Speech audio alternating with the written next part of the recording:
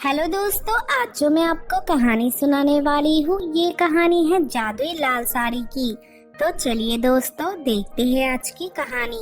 निहारपुर नाम के एक गांव में नेहा नाम की एक लड़की रहती थी। वो अपने माँ के साथ रहती थी। बचपन में ही उसके पापा का मौत हो गया था।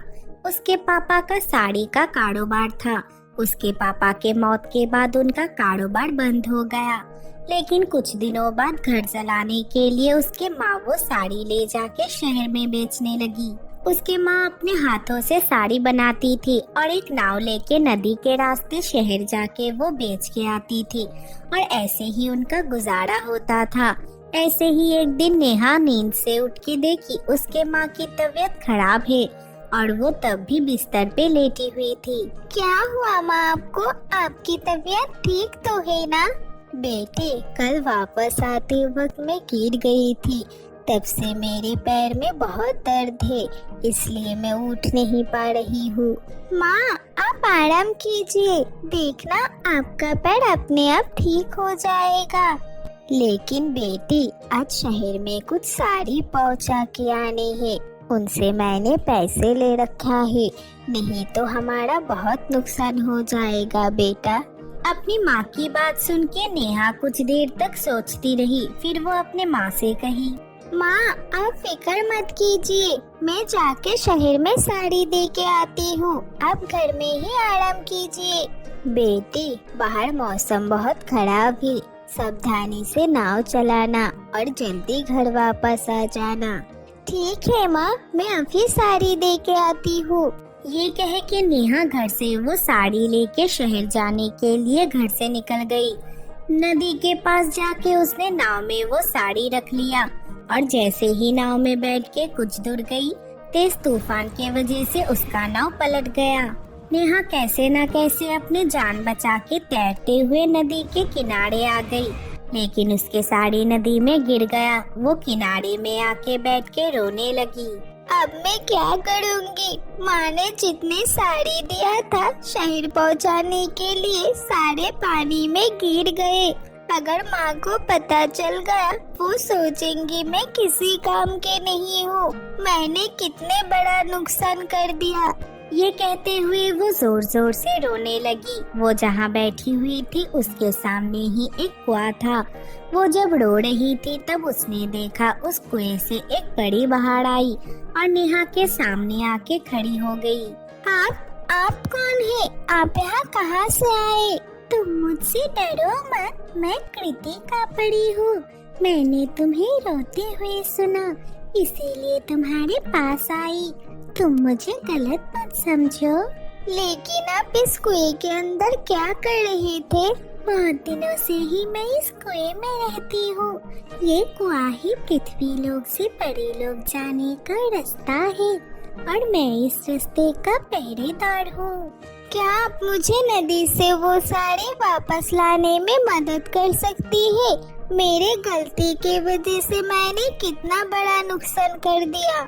नहीं, ये तुम्हारी गलती नहीं है बेटी, ये तेज तूफान की वजह से ही हुआ है। और वैसे भी अभी तुम्हारे काम करने का उम्र नहीं हुआ। तुम ऐसे अकेले नाव लेके क्यों जा रही थी?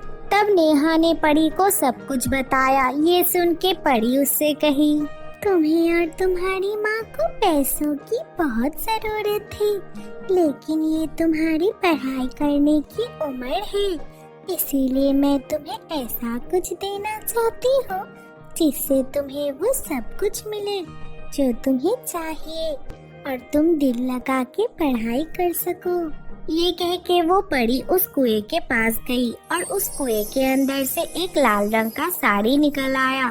तब परी ने वो लाल साड़ी नेहा को दे दिया और उसे कही, तुम ये साड़ी पहन के जो चाहोगी वही कर पाओगी और अभी तुम दोनों को काम करने की कोई जरूरत नहीं है।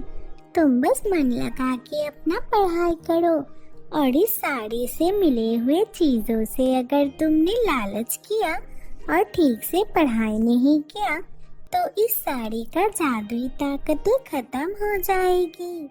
वो साड़ी मिलते ही नेहा बहुत खुश हो गई और खुश होके अपने घर वापस चली गई।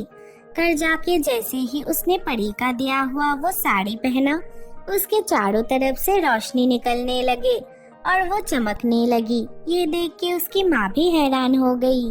बेटी, ये साड़ी तो मैंने नहीं बनाया है, ये तुझे कहाँ से मिला और तू ऐसे चमक क्यों रही है?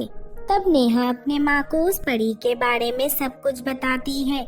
ये सुन के उसकी माँ कहती है, देखा, मैंने तुझे कहा था ना, सच्चे लोगों के साथ हमेशा अच्छा ही होता है। रुकिए माँ, मैं इस साड़ी से पैसे मांग के देखती हूँ। जादुई लाल साड़ी, मुझे ढेर सारे पैसे चाहिए। ये कह के जैसे ही वो फूंक देती है, उसके मुंह से पैसे निकलने लगता है और उनका आधा घर पैसों से ही भर जाता है। ये देख के वो दोनों माँ बेटी जोर जोर से हंसने लगते हैं।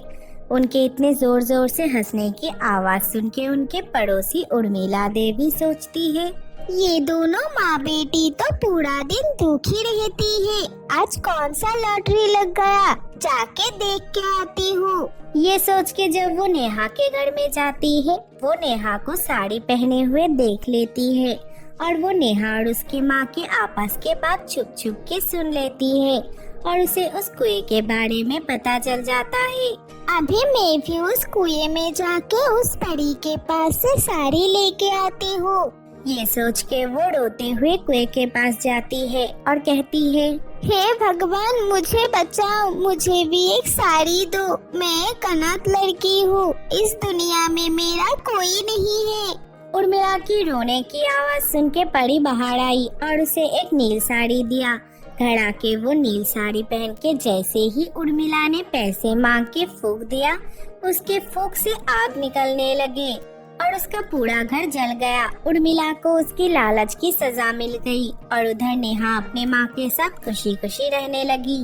तो दोस्तों, आज की कहानी से हमें ये सीख मिला कि जीत हमेशा सच्चाई की ही होती है। दोस्तों, अगर ये वीडियो अच्छी लगी हो तो वीडियो को लाइक कर देना और हमारे चैनल को सब्सक्राइब करना मत